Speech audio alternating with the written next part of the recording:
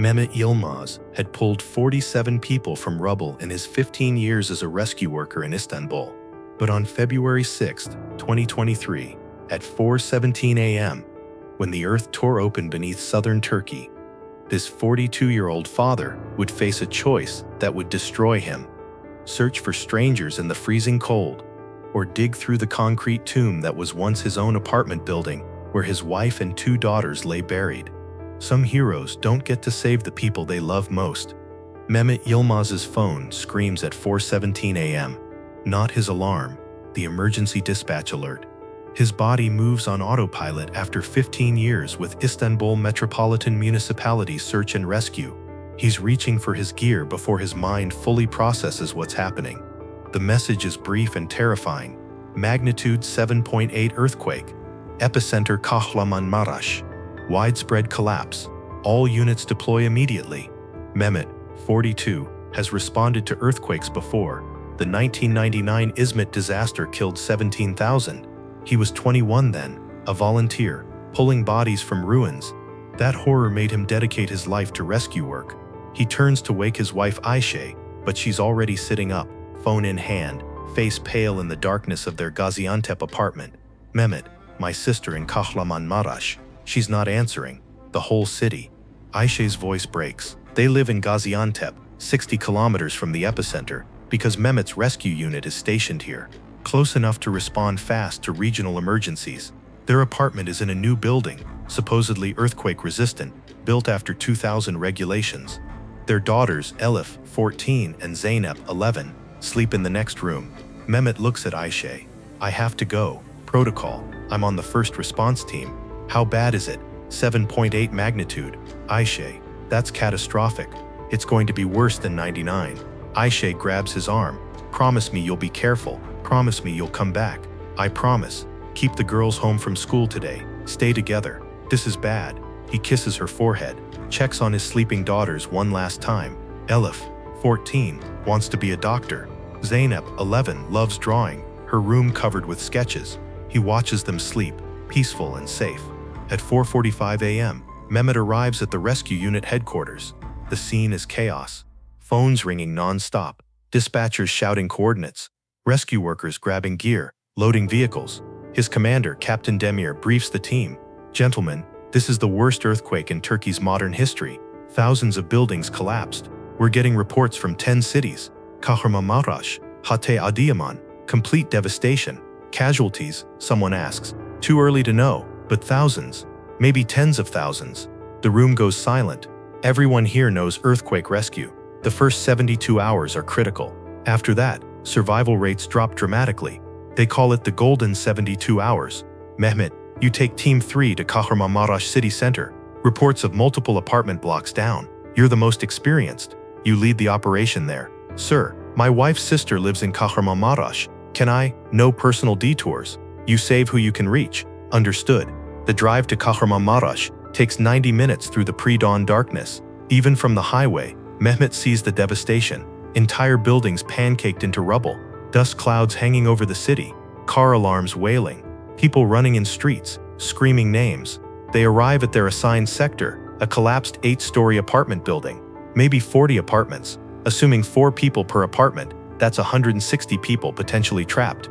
Mehmet's training takes over. Team 3, listen up.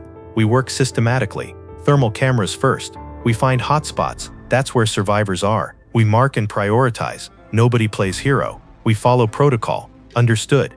Understood. The thermal imaging shows heat signatures in multiple locations. People are alive in there. Maybe 20-30 hotspots, but the building is unstable. Parts still collapsing. Aftershocks hitting every few minutes. Mark the strongest signatures. We start with the best chances first. They work with desperate efficiency. Mehmet has done this dozens of times. Crawl into unstable voids. Listen for sounds. Tap and listen.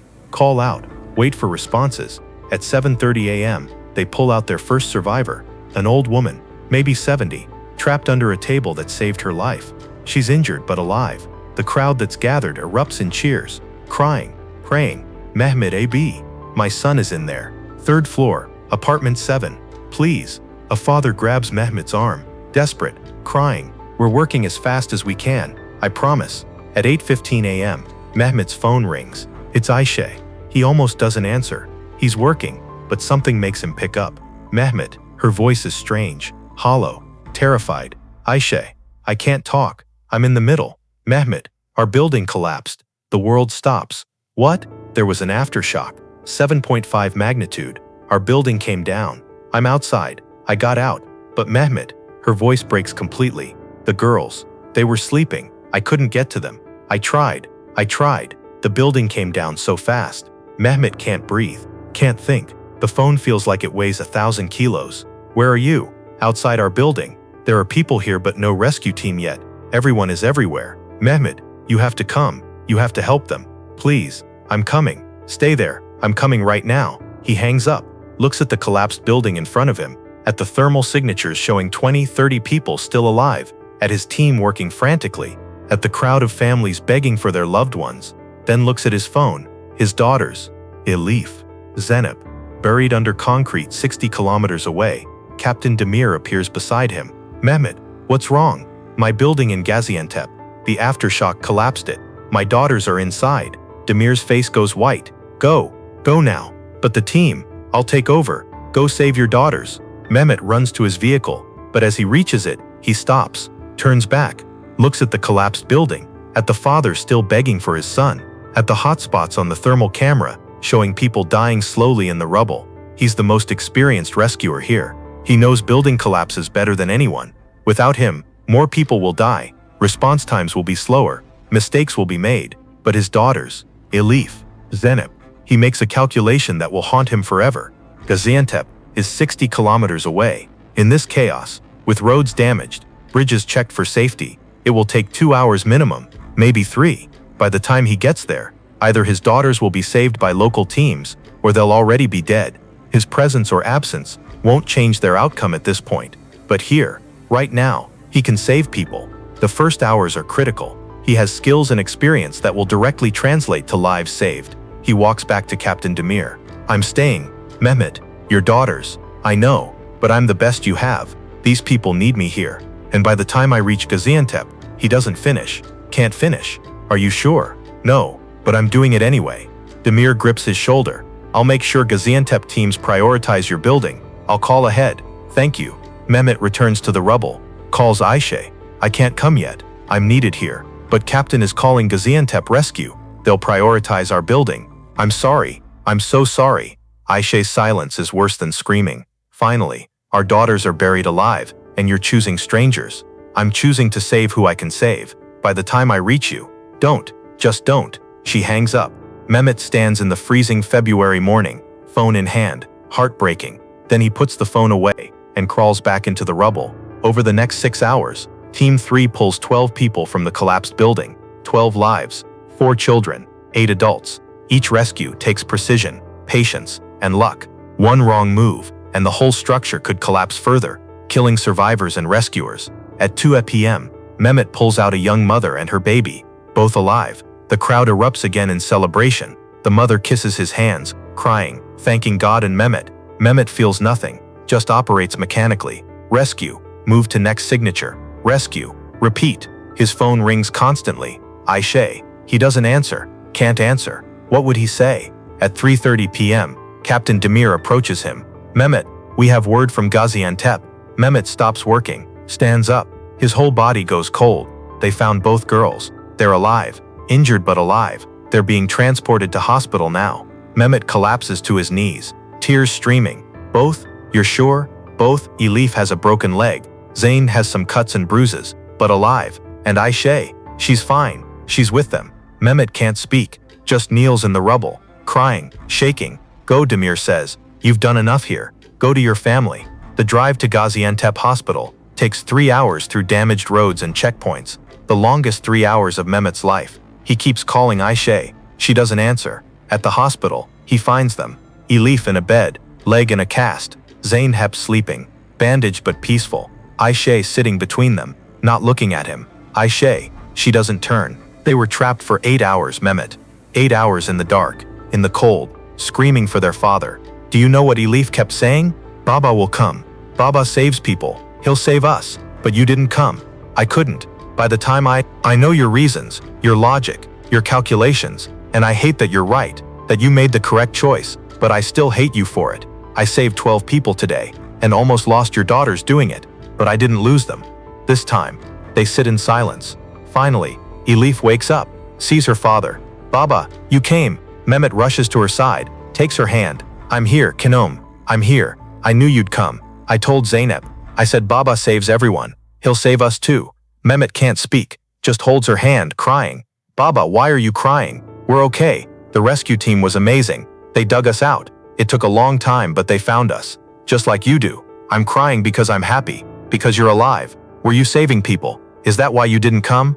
Mehmet looks at Ayşe. Back to Elif. Yes, I was saving people. How many? 12 people. 4 of them children.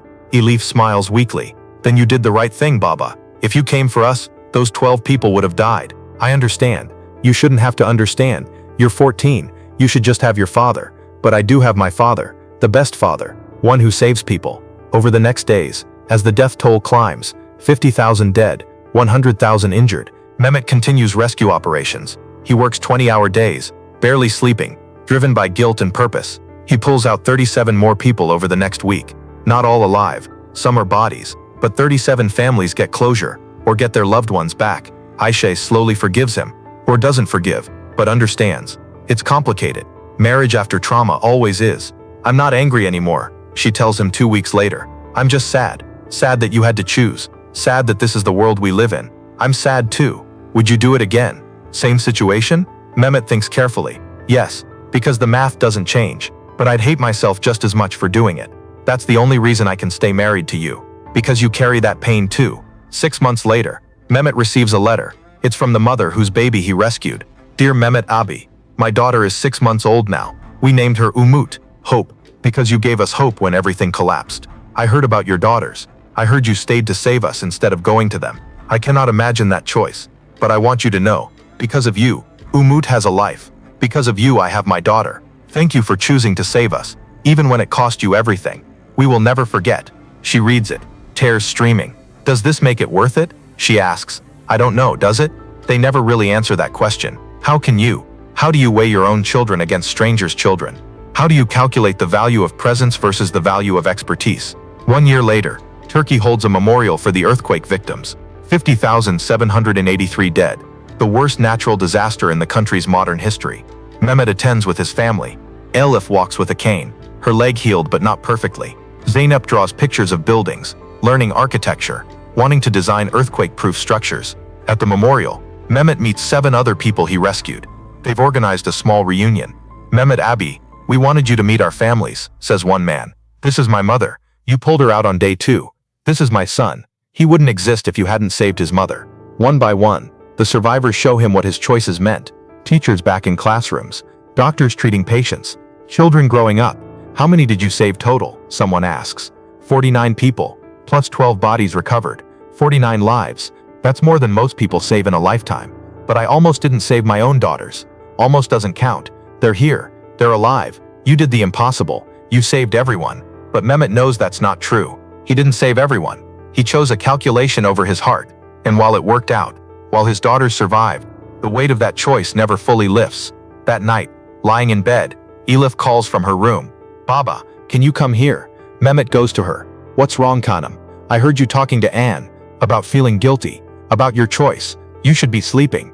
Baba, listen to me. I'm 15 now. I'm not a baby. I understand what you did, and I'm proud of you. Elif, no, listen. You saved 49 people. 49. If you came for me and Zeynep, maybe we would have been saved faster, maybe by an hour. But those other people, they would have died. You made the right choice, and I'm proud to be the daughter of someone who makes the right choice even when it's hard. You're too young to have to think like this. The earthquake made me grow up fast. We don't get to choose our traumas, Baba, only how we respond to them. Mehmet sits on her bed, looking at his daughter, 15 years old with the wisdom of someone much older. When did you get so wise? I had a good teacher. 2 years after the earthquake, Mehmet still works rescue operations. He's trained 50 new volunteers, sharing his experience. Turkey has implemented stricter building codes, retrofitted thousands of older structures. Elif is in medical school now, specializing in emergency medicine. I want to save people like you do, Baba, just with different tools. Zeynep's architectural designs focus on earthquake-resistant structures. She won a national competition with a design that uses flexible materials to absorb seismic energy. Aisha runs a trauma counseling center for earthquake survivors and their families. She helps people process impossible choices, survivors' guilt, and the random nature of who lived and who died. On the 3rd anniversary, a monument is unveiled in Kahramanmaraş. It lists the names of the dead and the rescuers who saved survivors. Mehmet Yılmaz's name is on it, along with hundreds of other rescue workers. Standing before the monument, Aisha takes his hand. "You know what I realized? You didn't choose strangers over us. You chose to save everyone you could, including us, because by staying you ensured the rescue system worked, and that system saved our daughters. That's generous reasoning. Maybe, but it helps me sleep at night. Does it help you forgive me?" Mehmet, there's nothing to forgive. You did something impossible. You triaged your own family against strangers, and chose based on who you could actually save. That's not a moral failing. That's tragedy. Mehmet Yılmaz saved 49 people in the 72 hours after Turkey's worst earthquake. He pulled children from rubble, reunited families, gave hope when everything collapsed. But he did it while his own daughters were buried alive, while his wife begged him to come, while every instinct screamed to abandon strangers and save his own blood. The math said stay. The heart said go. He chose math. Sometimes the answer is yes. Sometimes it's no. Sometimes it's both at once. And sometimes, there is no answer at all. Just a choice made in impossible circumstances, and the courage to live with it forever. His daughters survived. 49 others survived. But the cost of those survivals was measured in trauma, guilt, and the permanent weight of choosing to save strangers, while your own family screamed your name from beneath concrete and steel. That's what heroism sometimes looks like. Not clean moral certainty, but impossible calculations, terrible choices, and the strength to live with consequences that never fully resolve. Mehmet still has nightmares, still wakes up hearing his daughters calling for him, still feels the weight of staying when everything in him wanted to run to them. But he also gets letters, photos of children growing up because he pulled them out, thanks from families reunited, hope from darkness. Was it worth it? His therapist asks during a session. I don't know, Mehmet answers honestly. My daughters are alive. 49 others are alive. But I'll carry the weight of almost losing them forever. There's no math that resolves that. No equation that makes it worth it or not worth it. There's just what happened, and learning to live with it. And maybe that's the answer. Not that it was worth it or wasn't, but that sometimes life demands impossible choices, and heroes are just people who make those choices, and refuse to let the weight of them turn into inaction. Mehmet Yılmaz chose to stay, chose math over instinct, chose trust in the system over personal action. And 49 people, including his own daughters, lived because of it. But every quiet moment, he still hears them calling, still wonders what if, still carries the weight of being the father who almost wasn't there when his daughters needed him most. That's the price of being the person with the skills, the knowledge, the experience to save lives. You don't always get to choose who you save. Sometimes the choice chooses you, and you live with it, every day, forever.